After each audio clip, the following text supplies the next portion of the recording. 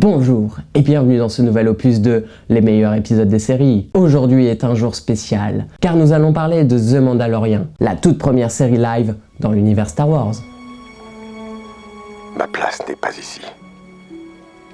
Mais la sienne, si. The Mandalorian est sorti sur Disney+ en début d'année 2020, avec une première saison de 8 épisodes, et la saison 2 devrait arriver dans le mois. La série est développée par Jon Favreau. Vous le connaissez sûrement pour Cowboy vs Envahisseur, Iron Man, le remake live du Roi Lion, ainsi que Dave Filoni qui lui d'habitude s'occupe de tout ce qui est série animée chez Star Wars, comme Rebels, The Clone Wars.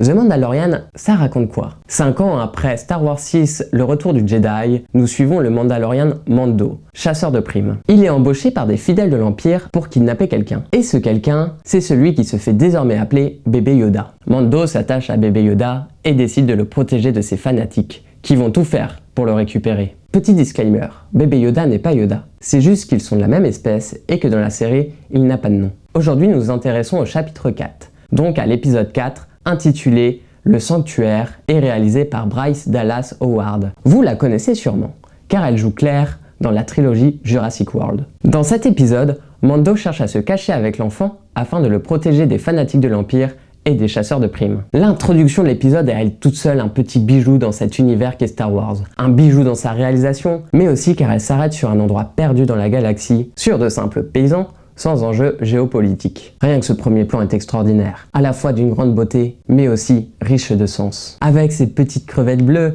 qui nagent tranquillement dans la mare, mais sont pêchées par les villageois, mettant ces petites crevettes en bas de la chaîne alimentaire. Paysans eux-mêmes paisibles, insouciants, avec des petites touches de bleu et de vert sur leurs vêtements, et qui vont être menacés à leur tour par un autre peuple. Cette introduction montre ainsi le cycle de la vie sur cette planète. Avant de parler de l'attaque, arrêtons-nous sur les plans de présentation du village. On a une grande maîtrise de la réalisation. On comprend aisément que la femme Omera et sa fille ont un grand rôle à jouer dans l'épisode, et tout ça sans aucun dialogue. De plus, la manière de filmer crée un grand imaginaire. La façon de travailler, comment les droïdes les aident dans leur travail, comment les enfants jouent. C'est assez rare que dans Star Wars, on s'arrête sur les petits gens. Souvent, on est sur des enjeux d'envergure, avec des gens qui ont un grand destin, ou sont de grandes menaces. Par exemple, dans Star Wars 1, la menace fantôme, Naboo est envahi. On parle d'un peuple qui est maltraité, soumis, et pourtant, à aucun moment le spectateur le ressent, le voit. On nous montre aucune scène où la Fédération du Commerce soumet ce peuple. Du peuple de Naboo, on ne voit que la reine, ses servantes et quelques soldats. Et me dites pas que c'est pour des raisons de budget, quand nous avons ce genre de scène. La seule fois où nous voyons le peuple de Naboo, c'est à la fin, quand la Fédération du Commerce a perdu. J'appelle pas ça vraiment s'intéresser à un peuple.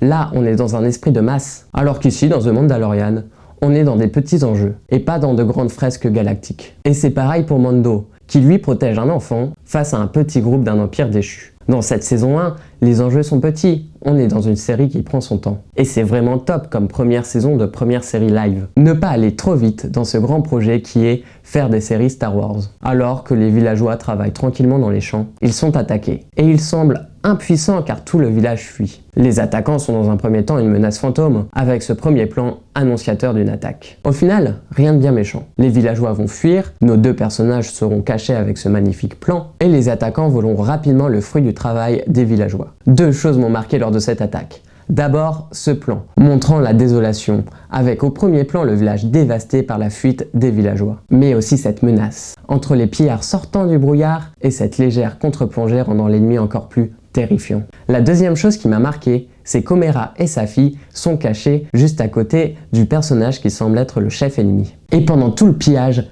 j'ai vraiment eu peur pour eux. On ressent vraiment la tension jusqu'à la dernière seconde. Et je me suis dit, il va les trouver. Cette introduction est maîtrisée dans sa réalisation, avec des plans très bien composés, mais aussi d'une grande efficacité. Après cette introduction, nous retrouvons Mando et Bébé Yoda arrivant sur cette planète afin de se cacher quelque temps. Ils n'arrivent pas tout de suite au village, mais d'abord dans une sorte de cantina. Et j'adore comment est introduit celle-ci. Nous avons d'abord des points de vue à hauteur d'homme, donc de Mando, puis des points de vue à hauteur de Bébé Yoda, donc au niveau du sol. Ce qui offre deux mondes différents. De plus, nous avons un réel univers dans cette cantina, même s'il y a des références à Star Wars et son univers étendu, comme ce gros chat qu'on voit régulièrement dans la série Star Wars Rebels. Mais cela n'enlève rien au charme et à la compréhension pour quelqu'un qui n'aurait jamais vu les films ou jamais entendu parler de l'univers étendu. En parlant de clin d'œil, les réalisateurs de la série ont opté pour un bébé Yoda qui est un mixte entre la marionnette de la trilogie originale et le Yoda en image de synthèse de la prélogie. Ici,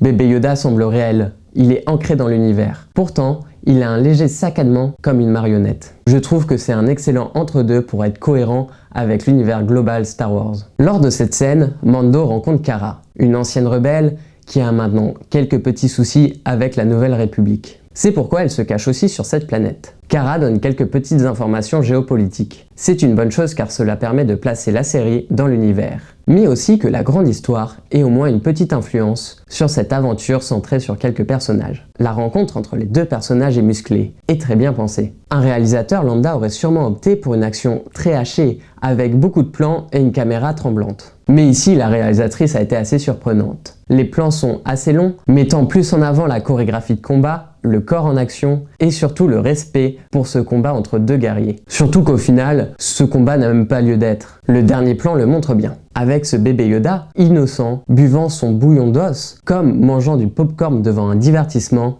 tel le spectateur. Donc bébé Yoda est surcadré par les têtes de nos personnages ainsi que leurs armes, montrant que deux vont œuvrer à la protection de bébé Yoda par la force. Après cette scène, ils vont rencontrer deux paysans du village de l'introduction. Ces villageois vont leur demander de combattre la bande de pillards. Mando accepte, car le village est très isolé et pense ainsi mettre l'enfant en sécurité. Mando, Cara et bébé Yoda arrivent donc au village, ils s'y installent et découvrent que les pillards ont à leur disposition un AT-ST. C'est pourquoi ils vont préparer les villageois à se battre à leur côté pour avoir une chance de victoire. Pour cette partie d'épisode, nous allons uniquement nous intéresser à cette scène. Lors des 3 premiers épisodes de la saison, Mando parle très peu. On apprend de lui par le visuel, par ses actions. Ici, on commence à en apprendre un peu plus sur son passé, car il parle avec Omera. En réalité, dans cet épisode, Mando est en plein conflit intérieur, car il s'attache à bébé Yoda, mais aussi à Omera et sa fille. Omera demande « Quand avez-vous enlevé pour la dernière fois votre casque devant une personne ?»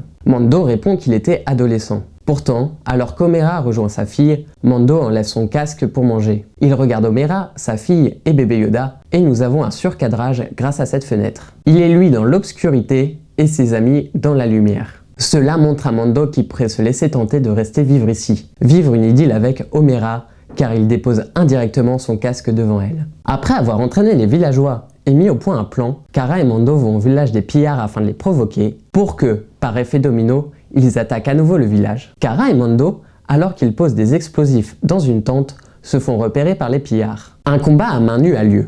Dans cette scène de bataille, il y a une grande importance apportée à la couleur. Si je vous demande quelles sont les couleurs légendaires de Star Wars, vous allez me répondre qu'il y a le bleu, pour le côté lumineux de la force, et le rouge, pour le côté obscur. Ici, on garde les mêmes couleurs, mais les significations changent un peu.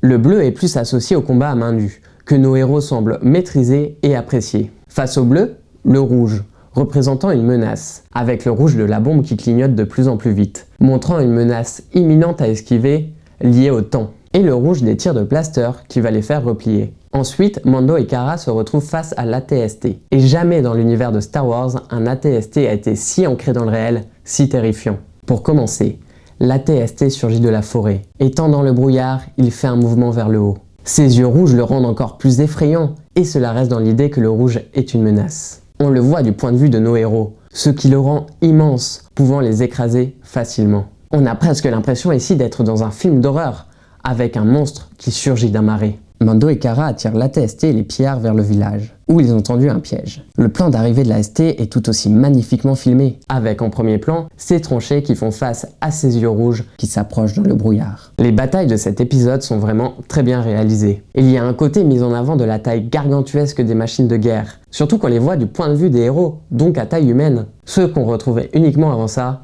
dans Star Wars Rogue One. Tous les plans d'action de cette scène sont posés, réfléchis. La réalisatrice crée vraiment une ambiance de terreur, jouant sur la durée des plans et la lumière. Lors de cette bataille, il y a un rappel des enjeux avec des plans sur les enfants terrifiés qui se cachent. Tous les plans sont bien composés et bien rythmés, sans rentrer dans de l'action bourrine sans intérêt. Intéressons-nous à la destruction de l'AT-ST. Depuis le début, l'AT-ST est terrifiant, avec deux avantages: sa grandeur et ses yeux rouges qui déstabilisent l'ennemi. Mais nos héros arrivent à faire de ces avantages une faiblesse. Car l'AT-ST, à cause de sa grandeur, ne voit pas Cara. Il est donc obligé d'avancer et de tomber dans le piège. De plus, Mando, pour achever la machine, envoie une grenade dans les yeux rouges de l'AT-ST. Le village gagne le combat. À la fin de l'épisode, Mando semble être tiraillé entre rester au village et partir continuer sa vie de chasseur de primes. Mais il finit par choisir, au moment même où il a le plus de tentation de rester, car Omera tente de lui retirer son casque. Rappelons qu'ils ont une petite attirance l'un pour l'autre. De plus, Omera semble le comprendre. Elle désigne Mando comme le père de bébé Yoda. Et c'est la première fois que l'idée apparaît dans la série. Mando s'en rendra lui-même compte lors de l'épisode 8, car en décidant de protéger cet orphelin, c'est ce qu'il devient. Un père. De plus, Omera le fait réfléchir sur lui-même, en pointant du doigt ses vrais conflits intérieurs. Mais Mando, au dernier moment, empêche Omera de lui retirer son casque. Il choisit de partir pour protéger bébé Yoda, et donc endosser le rôle du père. Vous l'avez compris, l'épisode 4 de la série The Mandalorian est un petit bijou. Et je dois l'avouer, toute la saison est très réussite. Les épisodes arrivent à être homogènes dans leur atmosphère, leur qualité, tout en gardant une patte de réalisation propre à chaque réalisateur. Par exemple, le dernier épisode intitulé Redemption est réalisé par Taika Waititi, réalisateur de Thor Ragnarok et de Jojo Rabbit. On reconnaît facilement son univers, principalement grâce à l'humour. The Mandalorian a un ton très sombre. L'humour y est presque proscrit. Les rares fois c'est très subtil, donc bienvenue. Alors que dans le dernier épisode, toute la scène d'introduction est presque un sketch. Au fait, c'est quoi ce truc? Oh, j'en sais rien, peut-être que Moff veut le dévorer, je pose pas de questions, moi. Pourtant, dans cette scène, on ressent l'esprit de la série. L'humour n'est pas là pour décrédibiliser l'univers, qui est quelque chose que je ne supporte pas. Quand en pleine scène d'action, il y a une blague qui discrédite le héros, le film. Coucou Marvel! Ici, c'est plus subtil. L'humour est au service des personnages. Bien que je ne connais pas le travail des autres réalisateurs, à chaque épisode, on ressent une approche différente. J'ai aimé la série. Seul l'épisode 6, Le Prisonnier, m'a déçu. Mais je pense que c'était totalement subjectif. Adorant l'univers Star Wars, j'ai hâte de voir les autres saisons, les autres séries, et on en parlera bien sûr sur cette chaîne. Les meilleurs épisodes des séries, c'est fini pour aujourd'hui. N'hésitez pas à liker et partager la vidéo. Et pour ceux qui veulent parler de Star Wars, on se retrouve en commentaire. À bientôt sur les internets.